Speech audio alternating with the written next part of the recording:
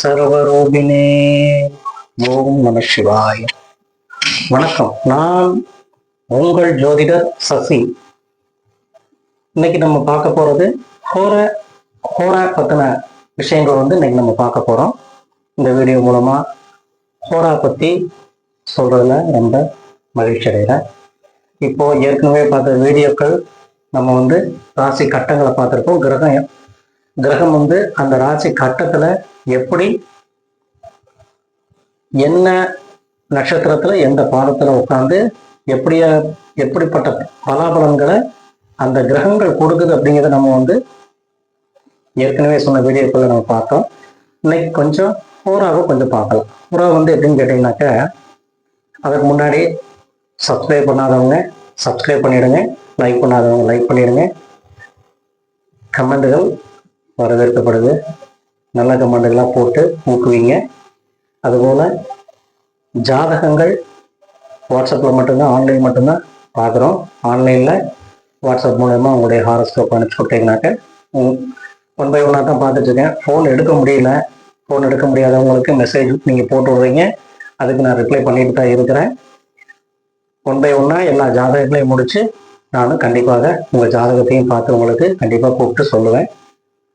ஏதாவது குறைகள் இருந்தாலும் நீங்கள் கொஞ்சம் பொறுத்து மன்னிச்சுக்கோங்க. இப்போ நம்ம ஹோரா பற்றி பார்த்துருவோம்.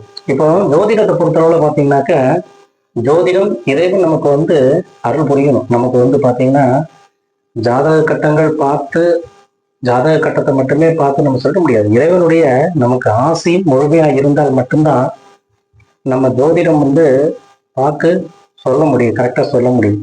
ஏன்னா வரக்கூடிய நம்மளை தேடி வரக்கூடிய ஜாதகம் பார்க்கணும்னு வர்றவங்க அவங்களுடைய பிரச்சனைகள் தீர்வு கிடைக்கணும் அப்படிங்கிற நோக்கத்தில் வர்றாங்க. அப்போ நம்ம ஜாதகம் தெரியும், ஜாதகத்தை நம்ம முழுமையாக தெரிஞ்சிருந்தாலும் நம்ம இறைவனுடைய ஆசி முழுமையாக நமக்கு இருந்தால் மட்டுமே தான் வர்றவங்களுக்கு பலன் சொல்லும்போது அது பலிதமாகும், அவங்களுக்கும் அவங்களுடைய பிரச்சனைகளும் தீரும். ஸோ எம்பெருமான் சிவபெருமானுடைய பரிபூரண ஆசி இருந்தால் மட்டுமே நமக்கு ஜோதிடத்தை நல்ல முறையில் நம்ம சொல்ல முடியும். அதனால கொஞ்சம் இறையருள் நம்ம வேணும், இறையருள் வேணும். தொண்டுகள் நிறைய செய்யணும், இறை தொண்டுகள் நிறைய செய்யணும். ஏழை எளிய மக்களுக்கு நம்மளால இயன்ற அளவு உதவிகளை செய்யணும். பரிகாரம் நம்ம சொல்றது இல்லாதவர்களுக்கு இயன்றதை செய்வதே. இப்போ யாருக்கும் இல்லை அப்படின்னு உதவி கேட்டு வர்றாங்கன்னா நம்மளால முடிந்த அளவுக்கு நாம உதவிகள் செய்யணும். செஞ்சால் மட்டும்தான் இறைவனுடைய ஆசீர்வாதம் நமக்கு முழுமையாக கிடைக்கும். அது நம்ம செய்யணும். இப்போ நம்மளுடைய எல்லா இந்த பிரபஞ்சத்தை பொறுத்தளவுல இருக்கக்கூடிய அனைத்து உயிரினங்களும் அனைத்து உயிரினங்களும் இந்த பிரபஞ்சத்துல இருக்குது. எல்லா உயிரும் நம்மை போலதான். அதனால நம்ம பார்த்தீங்கன்னாக்க நம்மளால முடிந்த அளவுக்கு உதவிகளை மற்றவர்களுக்கு செய்யணும். காலையில எழுந்து இருக்கக்கூடிய நம்ம வீடுகளை சுற்றி இருக்கக்கூடிய செடி கொடி மரங்களுக்கு கொஞ்சம் தண்ணி விடணும். பறவைகளுக்கு இயன்றளவு கொஞ்சம் உணவுகளை வைக்கணும், தண்ணீர் வைக்கணும். இதையெல்லாம் நம்ம கொஞ்சம் செய்யணும். செஞ்சோம்னா இறைவனுடைய ஆசி, பரிபூரண ஆசி நமக்கு கிடைக்கும். மக்களுக்கு, ஏழை மக்களுக்கும் நம்மளால முடிந்த அளவுக்கு உதவிகளை புரியணும். இது நம்ம செய்யும்போது அந்த இறையருள் நமக்கு பரிபூரணமா கிடைக்குங்கிறது என்னோட நம்பிக்கை. எல்லாரும் செஞ்சீங்கன்னா அவங்களுக்கும் கர்மா கொஞ்சம் தீர்றதுக்கான வழிகள் இதுதான் சொல்லி சித்தர்கள், முனிவர்கள், ஞானிகள், குருமார்கள், ஜோதிட குருமார்கள் அனைவருமே அதைத்தான் சொல்லி வச்சிருக்கிறாங்க. அதை பின்பற்றித்தான் இன்னைக்கு இந்த ஜோதிட தொழிலை எடுத்து மக்களுக்கு எளிய முறையில் பரிகாரம் சொல்லணுங்கிற நோக்கத்தில் இந்த வீடியோவை நான் அப்லோட் பண்ணிட்டு இருக்கிறேன். ஜாதகங்களையும் பார்த்து கொடுத்துட்டு இருக்கிறேன். ஜாதகங்கள் முடிந்த அளவுக்கு வேகமாக பார்த்து ஒவ்வொருத்தர் கொடுத்துட்டு தான் இருக்கிறேன். ஃபோன் எடுக்க முடியல, யாரும் வருத்தப்பட வேண்டாம். ஃபோன் பார்த்தீங்கன்னா நான் மோஸ்ட்லி எடுக்க முடியாது. வாட்ஸ்அப்பில் அவங்களுக்கு ரிப்ளை பண்ணிட்டு இருக்கிறேன், மெசேஜில் ரிப்ளை பண்ணிட்டு இருக்கிறேன். நானே ஜாதகத்தை பார்த்துட்டு கூப்பிட்டுருவேன். பொறுமை காக்கணும்னு எல்லாத்தையும் வேண்டி விரும்பி கேட்டுக்கிறேன். இன்னைக்கு நம்ம இந்த ஹோராவை பார்க்கலாம். இந்த ஹோராவை நம்ம எப்படி பார்க்கறது அப்படின்னாக்க, ஒவ்வொரு நாள்லையும் பொதுவாக இன்னைக்கு வியாழக்கிழமை. இப்போ வியாழக்கிழமைங்கும் போது பொதுவாக சூரிய உதய நேரத்துல இருந்து தான் ஹோரா கணக்கிடப்படுது. அப்போ அன்றைய நாள் நாள் வாரம், அதாவது இந்த அன்றைய நாள்ல இன்னைக்கு வியாழக்கிழமை போது குரு ஓரை. ஒவ்வொரு கிரகங்களுக்கும் ஒரு தனித்தன்மை இருக்குது. அப்போ இந்த கிரகங்கள் வந்து அன்னைக்கு அந்த நாள்ல முழுமையா ஆட்சி செய்யும். இப்போ குருன்னு நம்ம எடுத்துட்டோம்னா குரு வியாழக்கிழமை குருவுக்கு உகந்த நாள். இப்போ தட்சிணாமூர்த்தியை அங்க வந்து வழிபடணுங்கிறது வந்து அந்த குரு வரையில வந்து தட்சிணாமூர்த்தியை நம்ம வழிபட்டோம்னாக்க நமக்கு பிரச்சனைகள் வரக்கூடிய துன்பங்கள் எல்லாம் கொஞ்சம் விலகும் அப்படிங்கிறது கணக்கு. அப்ப எப்படின்னு கேட்டீங்கன்னாக்கா நற்காரியங்கள் செய்யும் போது அந்த நாட்கள்ல குறிப்பிட்ட நற்காரியங்கள் நம்ம செய்யும் போது அந்தந்த நாளுக்கு உண்டான தெய்வங்களை வணங்கி நம்ம செய்யும் போது அந்த காரியங்கள் முடிவு பெறும் அப்படிங்கிறது சொல்லியிருக்காங்க. இப்போ பொதுவாக பார்த்தீங்கன்னாக்கா இப்போ நம்ம வந்து இன்னைக்கு வியாழக்கிழமைங்கிறதுனால 6 முதல், அதாவது சூரிய உதயம் தான். சூரிய உதயம் ஒரு நாள் பார்த்தீங்கன்னா 5:58 இருக்கும், 5:55 கூட சூரியன் உதயமாகும், 6:08 உதயமாகும், 6:05 உதயமாகும். அப்போ அந்த கணக்கு தான், அந்த நிமிட கணக்கு தான் 6:05 வச்சுக்கோ, 6:07 6 மணிலேருந்து வச்சுக்கோங்களேன். இப்போ 6 to 7 வரை குரு உரை, 7 to 8 வரை செவ்வாய் உரை, 8 to 9 சூரிய உரை, 9 to 10 சுக்கிர உரை, 10 to 11 புதன் உரை, 11 to 12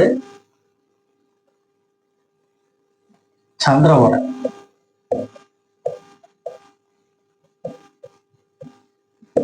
12 to 1 முதல் சனி உரை,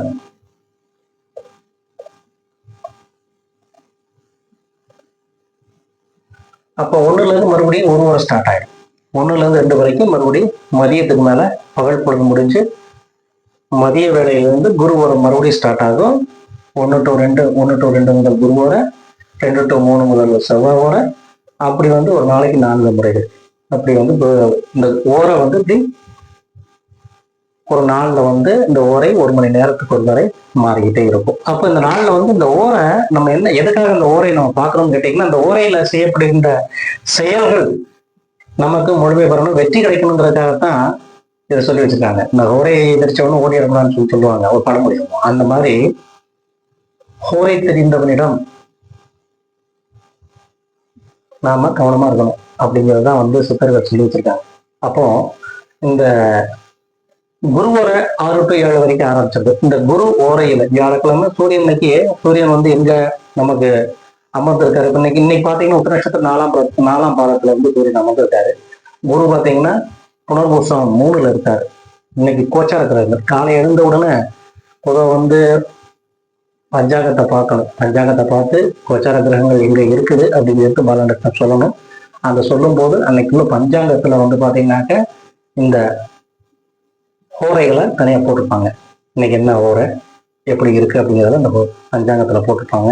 நம்ம பொதுவாக வந்து பஞ்சாங்கத்தை தினமும் காலையில பார்த்தா தான் நம்ம பலன் சொல்ல முடியும். அப்போ இப்ப இந்த 6 to 7 வரை குரு ஓரை சொல்லிட்டேன். இது பகல் வேலை. காலை வேலையில வந்து இந்த குரு ஓரையில எப்படி எந்த மாதிரியான பலன்கள்லாம் அந்த குரு ஓரையில கிடைக்குங்கிறது ஒரு கணக்கு இருக்கு. அது மாதிரி செவ்வாய் ஓரையிலையும் அந்த தொழில்கள் செய்யும் போது அந்த ஓரைக்கு அந்த ஓரையில செய்யப்படுகின்ற காரியங்கள் என்ன பலனை கொடுக்குங்கிறது ஒரு கணக்கு. இந்த நேரத்துல இந்த ஓரை அப்படிங்கிறது நம்ம தெரிஞ்சுக்கணும். முதல்ல தெரிஞ்சுக்கிட்டோம்னா அந்த ஓரை நேரத்துல அந்த கிரக அமைப்புகள் வந்து அந்த பலனை நம்ம கொடுக்கும். பொதுவாக வந்து பாத்தீங்கன்னாக்க இப்போ நம்ம ராசி நவாம்சம் பாவகம், பொதுவாக வந்து ராசி நவாம்சத்தை மட்டும்தான் பார்ப்பாங்க. பாவகத்தை வந்து அதிகமாக யாரும் பார்க்கறது இல்லை. அப்புறம் நிறைய அஷ்டவர்க்கம்லாம் இருக்குது.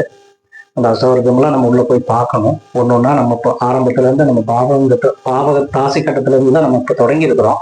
இந்த ராசி கட்டத்துல இருந்து 1 by 1 வந்து நம்ம அதை விரிவா பார்க்கலாம். அதற்கு முன்னாடி ஏன்னா இப்போ என்னன்னு கேட்டீங்கன்னாக்கா தினமும் வந்து நம்ம வந்து வீடியோஸ் போடுறதில்ல, அப்லோட் பண்றதில்லை.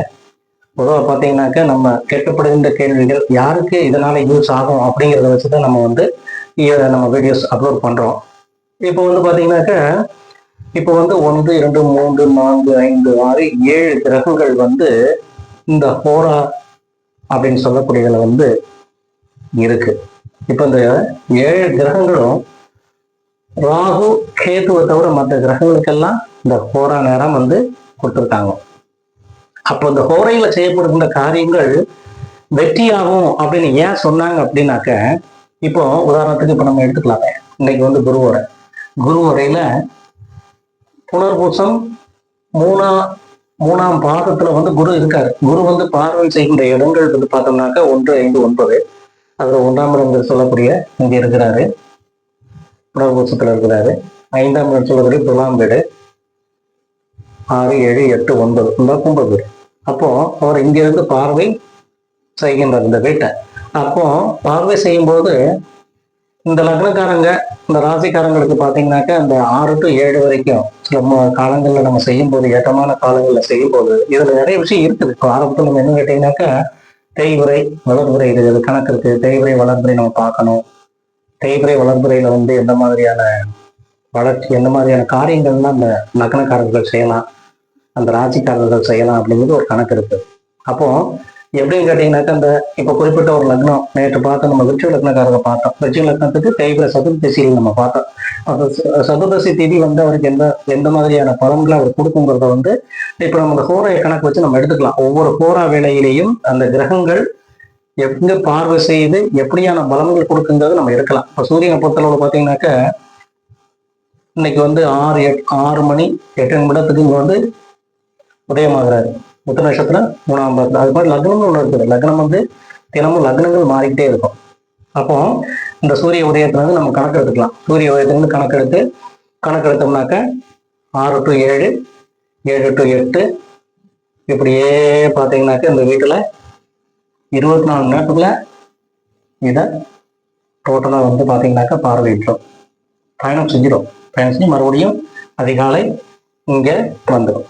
அப்போ இதை விரிவா வந்து நவாம்சமும் நம்ம வந்து ராசி நவாம்சத்தை இணைச்சு பார்க்கும்போது இதை நம்ம பார்க்கலாம். ராசி நவாம்சத்தை இணைக்கும் போது உங்களுக்கு புரிஞ்சிடும் எல்லாமே என்னங்கிறது உங்களுக்கு தெளிவா புரிஞ்சிடும்.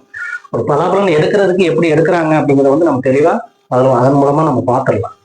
இப்போ பொதுவாக பார்த்தீங்கன்னாக்க இந்த குரு வர, செவ்வாய் வர, சூரிய வர, சுக்கிர வர, புதன் வர, சந்திர வர, சனி வர சொல்லியிருக்கோம் இல்லையா? இந்த ஓரைகள் 1 மணி நேரத்துக்கு ஒரு தடவை வந்து மாறிக்கொண்டே இருக்கும். இந்த மாறிக்கொண்டே இருக்கும்போது, அந்த ஓரைகள் மாறிக்கொண்டே இருக்கும்போது அந்த ஓரைகள்ல நம்ம என்னென்ன பண்ணலாம். இப்ப பொதுவா வந்து பாத்தீங்கன்னாக்கா குரு இங்க இருக்கிறாரு அப்படின்னாக்கா, குரு இன்னைக்கு வந்து புனர்பூசத்துல இருக்கிறாக்க குருவுடைய சாரம், புனர்பூசங்கிறது இங்க இருந்து இதாகுது. இப்போ குருவரையில சூரியன் வந்து உத்தரத்துல ஸ்டார்ட் ஆகுறாரு. இது ஒரு கணக்கு இருக்கு. இதெல்லாம் ஒரு கால்குலேஷன். லைஃப் இஸ் கால்குலேஷன் படித்தான் ஒவ்வொரு வாழ்க்கையும் போயிட்டு இருக்குது. அதை நம்ம நல்லா தெரிஞ்சுக்கணும். இப்போ பலாபலன்கள் எடுக்கிறது எப்படிங்கிறத நம்ம வந்து வீடியோக்கள் மூலமா பார்த்துட்டே இருக்கலாம். இப்போ இந்த ஹோரையை நம்ம எடுத்துட்டோம். பொதுவாக ஹோரைங்கிறது வந்து பார்த்தீங்கன்னாக்கா இப்போ நம்ம வந்து காலை 6 மணில இருந்து மதியம் 12 மணி வரைக்கும் போயிருக்குது. அடுத்து 1 மணில இருந்து மறுபடியும் 6 மணி வரை, அப்புறம் 1 மணில இருந்து 8 மணி வரை, மறுபடியும் 8 மணில இருந்து இரவு, அதுக்கப்புறம் இரவுல இருந்து நைட்டு அதிகாலை வரைக்கும் அந்த ஹோரா போயிட்டே இருக்கும். அப்போ அந்த ஹோரைகளும் முக்கியமா நம்ம தெரிஞ்சுக்கணும். அந்த ஹோராங்கிறது வந்து பார்த்தீங்கன்னா ரொம்ப இம்பார்ட்டன்ட். ஒரு ஜாதகத்துக்கு வந்து வெரி வெரி இம்பார்ட்டன்ட். அப்போ அதை தெரிஞ்சு வச்சுக்கணும்.